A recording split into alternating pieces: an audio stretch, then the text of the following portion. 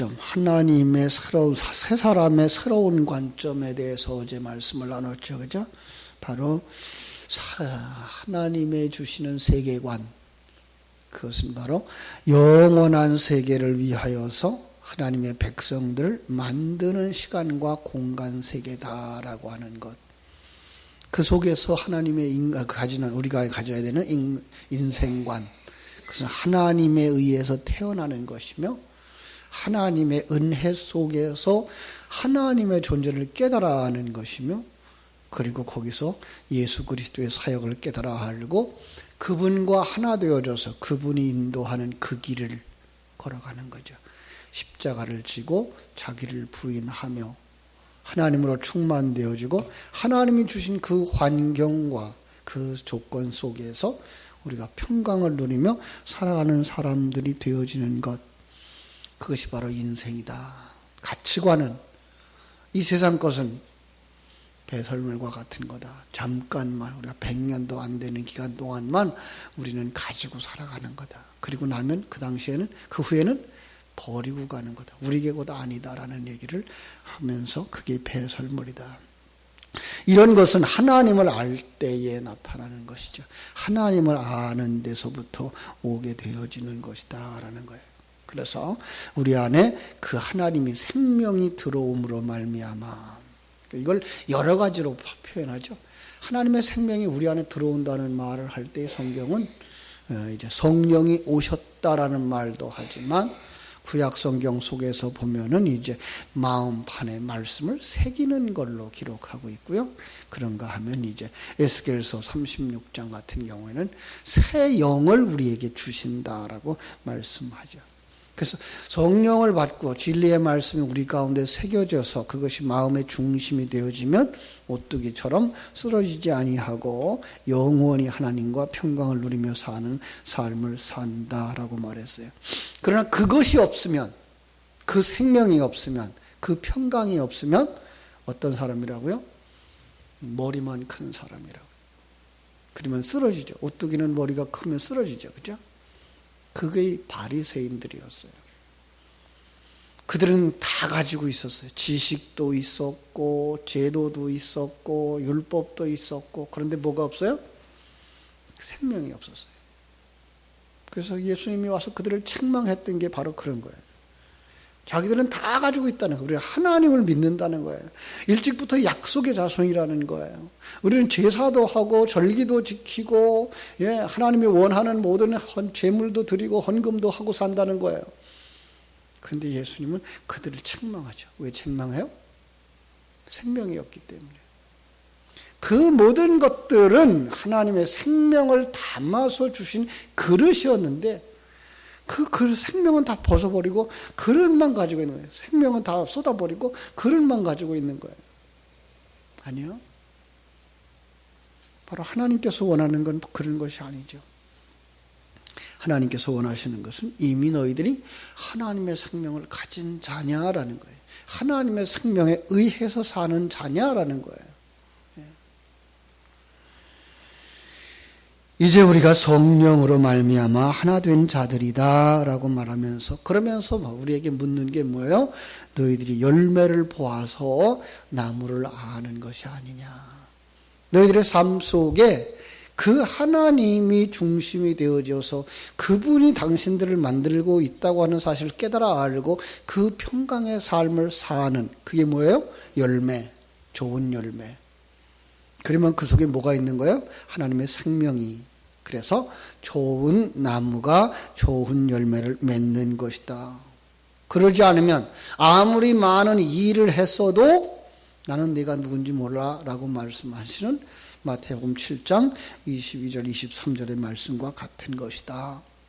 그리고 또 그 일을 했다고 했을 때에 그것이 내가 했다라고 생각하고 자기가 살아있는 사람들은 염소다라고 말씀을 나누었습니다.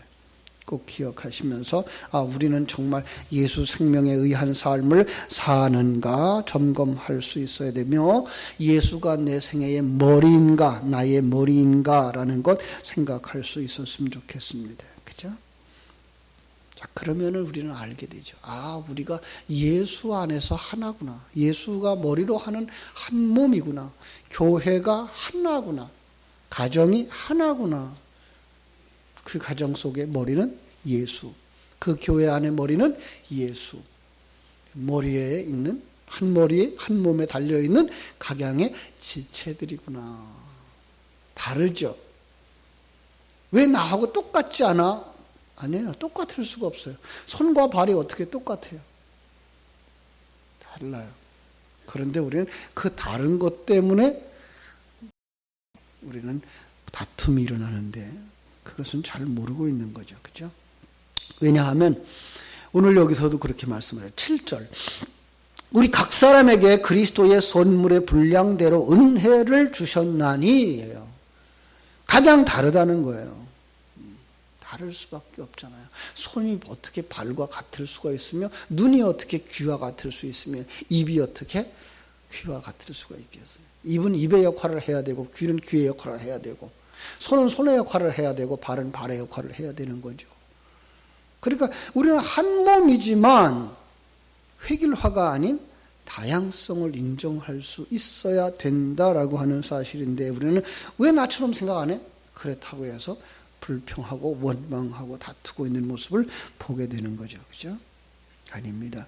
성경은 한 사람에게 이루어진 지체들, 더 작게 말하면 세포들이라고 말할 수가 있는 것이죠.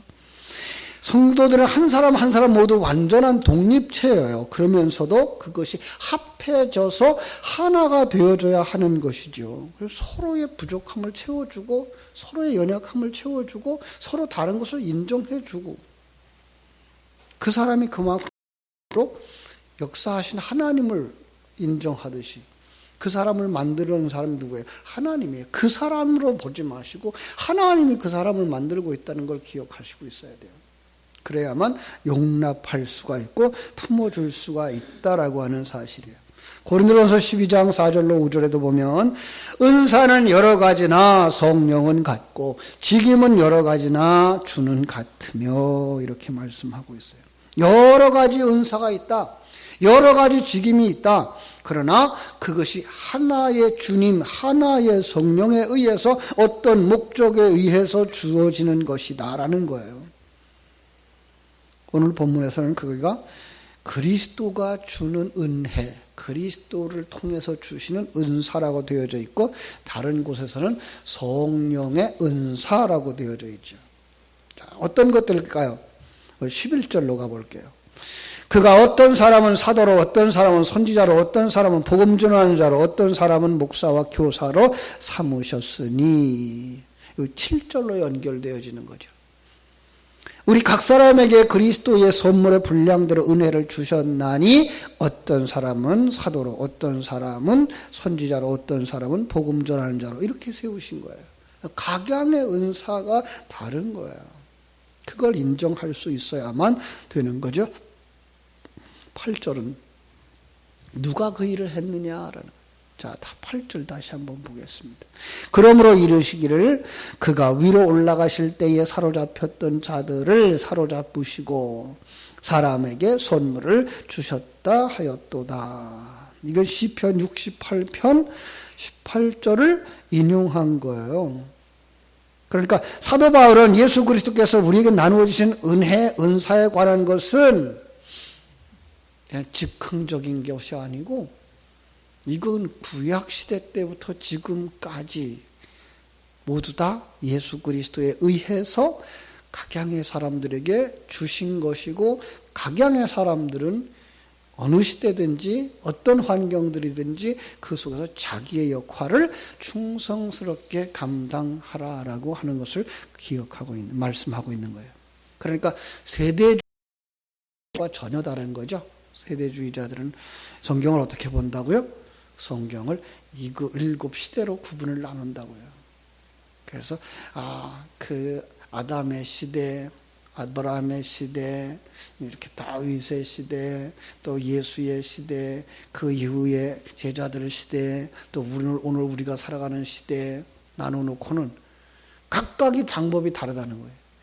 하나님이 계시하는 방법도 다르고 하나님이 구원하는 방법도 다르고 아니에요. 모든 역사는 하나님의 아는 눈에서 보면 하나예요. 하나. 그 속에는 항상 율법이 주어져 있고 그 속에 은혜가 주어져 있는 거예요. 율법 시대를 딱 잘라서 이쪽은 율법 시대, 이쪽은 신약 시대로 보면 안 되고 율법이 항상 그릇을 주어줘요. 근데 그릇 속에는 항상 진리가, 은혜가 담겨져 있는 거예요. 그래서 하나님의 사람들은 이 율법을 보는 게 아니라 율법 속에 담겨진 은혜를 보는 거예요.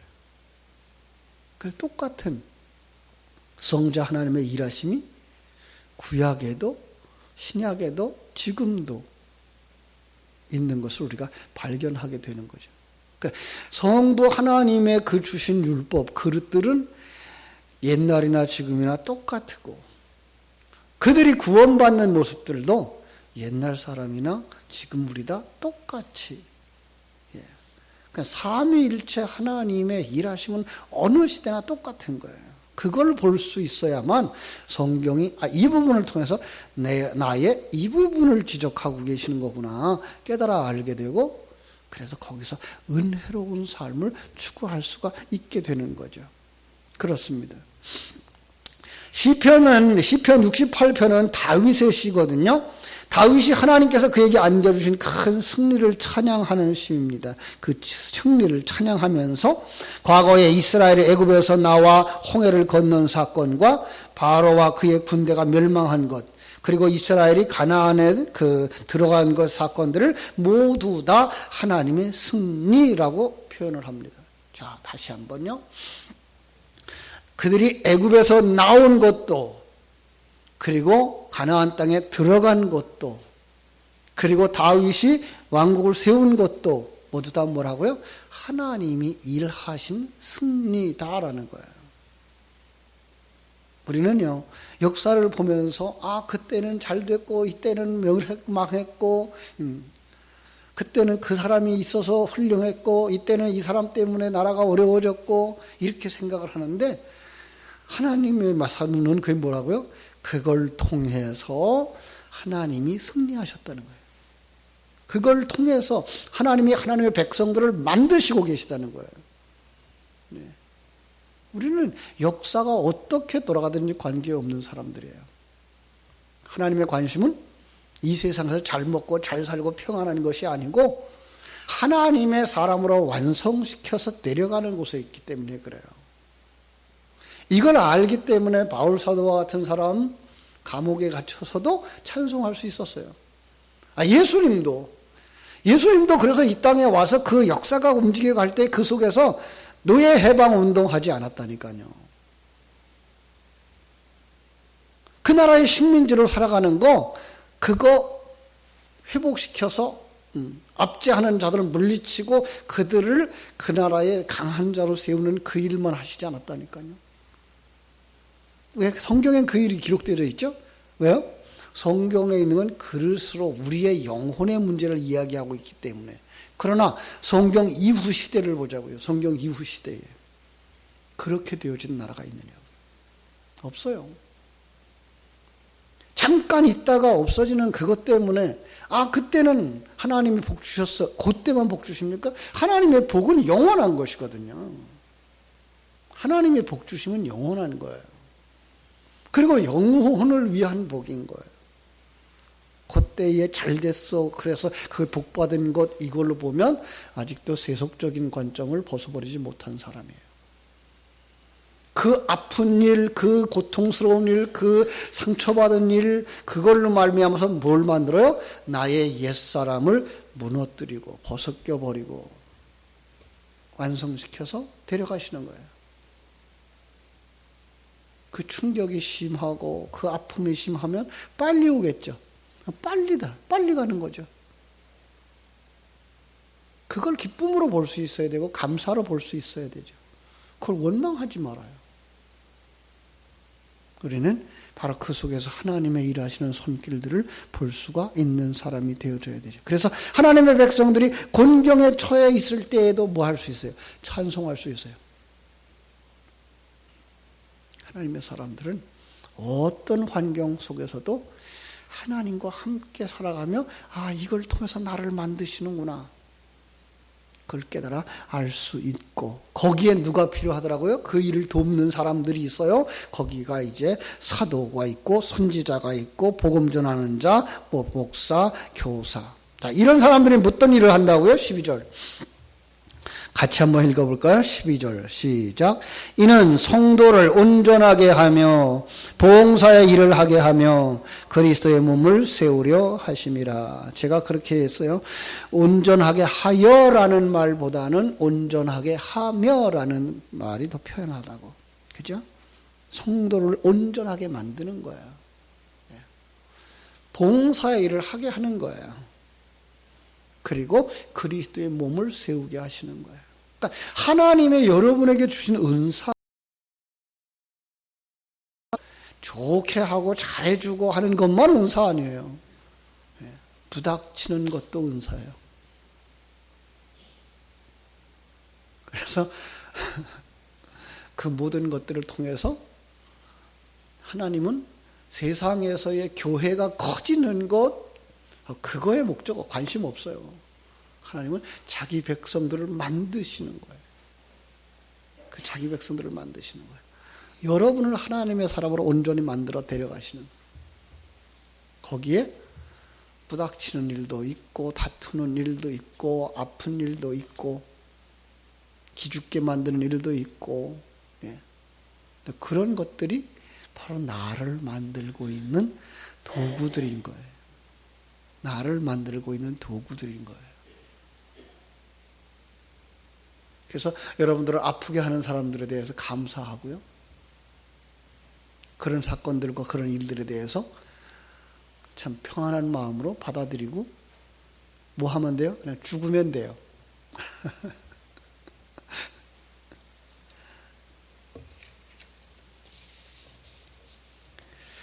그런데 오늘 그 8절 말씀이 조금 우리가 인용한 그 시편 68편 18절과 오늘 본문의 말씀이 조금 달라요. 어떻게 다른가 하면요, 제가 시편 68편 18절을 읽어드릴게요. 어떻게 이 8절과 한번 어떤가 비교해 보세요. 주께서 높은 곳으로 오르시며 사로잡은 자를 끌고 선물을 인간에게서 또는 패역자 중에서 받으시니 여호와 하나님이 저희와 함께 거하려 하심이로다. 여기는 하나의 그 선물을 받았다 이렇게 되어 있죠. 그런데 오늘 본문은 어떻게 되어 있죠? 위로 올라가실 때에 사로잡혔던 자들을 사로잡으시고 사람들에게 선물을 주셨다 이렇게 되어 있어요. 어디서 받았고 어디서 주셨어요. 자, 오해하면은 안 돼. 성경은 하나예요. 틀림이 없어요. 아주 중요한 얘기는 하나님께서 인간에게 선물을 주시는데 그가 예수가 먼저 받아요. 그리고 그 예수 이렇게 돼 있는 거예요. 그러니까 그 우리에게 다가올 때는 그 선물이 누구에게로부터 와요? 예수를 통해서. 아주 쉬운 얘기. 머리를 통해서 그 지체들에게 명령이 떨어지고 은혜가 떨어지는 거죠. 바로 그런 모습이에요. 자, 이렇게 보고서 우리가 8절을 다시 한번 보시면은 쉽게 이해를 할 수가 있어요. 그래서 그가 위로 올라가실 때에 누가? 예수님이시죠. 사로잡혔던 자들을 사로잡으시고, 자, 이게 말이 좀 이상해요. 그죠? 사로잡혔던 자들을 사로잡으시고, 무슨 뜻일까요? 먼저는 누구에게 사로잡혔던 자들? 마귀에게 사로잡혔던 자들을. 이제는 누가 사로잡아요? 예수님이 사로잡으시고요. 이전에는 우리가 마귀에게 속한 자요, 사단에게 속한 자요, 세상에 속한 자였어요. 그런데 이제는 주님이 우리를 사로잡아서 우리가 주님께 사로잡힌 자, 주님에게 속한 자 되게 하셨다는 거죠. 그리고 그 속한 자들에게 뭘 주셔요? 선물을 주셔요. 그러니까 성도들에게, 하나님의 백성들에게 하나님의 은사를, 하나님의 은혜를 나누어 주셔서 뭐 하게 한다고요? 온전하게 하며 봉사의 일을 하게 하며, 그리고 뭐예요? 그리스도의 몸을 세우게 하시는 거라고요. 그리스도의 몸이 어떤 게 그리스도의 몸이에요? 여러분 자신도 그리스도의 몸이고요. 여러분의 가정도 그리스도의 몸이고요. 교회도 그리스도의 몸이에요. 이걸 세우셔야 돼요.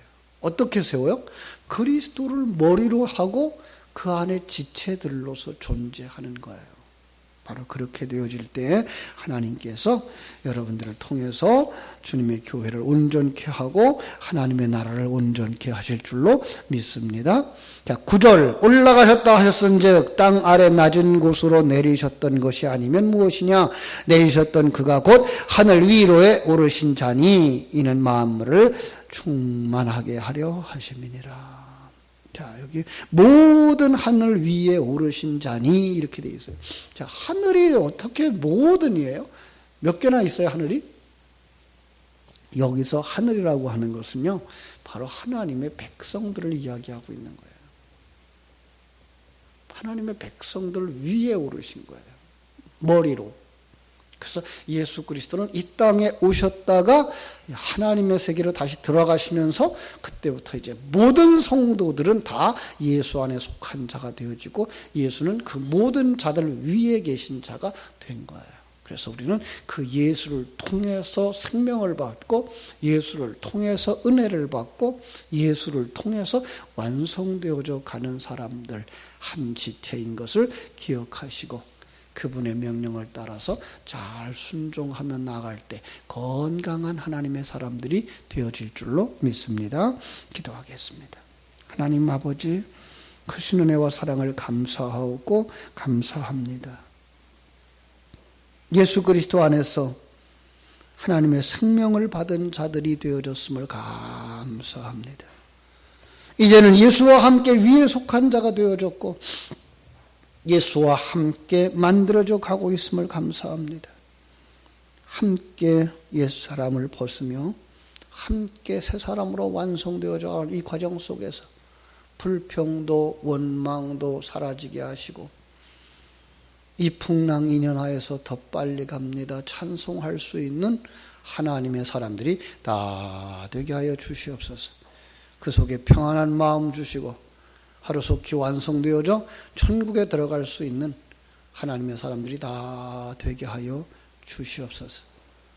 오늘 하루의 삶도 주님께 부탁드립니다. 주께서 인도하시는 그 은혜로 말미암아 아름답고 풍성하고 충만한 하루의 삶을 누리며 살아갈 수 있도록 도와주시옵소서. 예수님의 이름으로 기도하옵나이다. 아멘. 하늘에 계신 우리 아버지여, 이름이 거룩히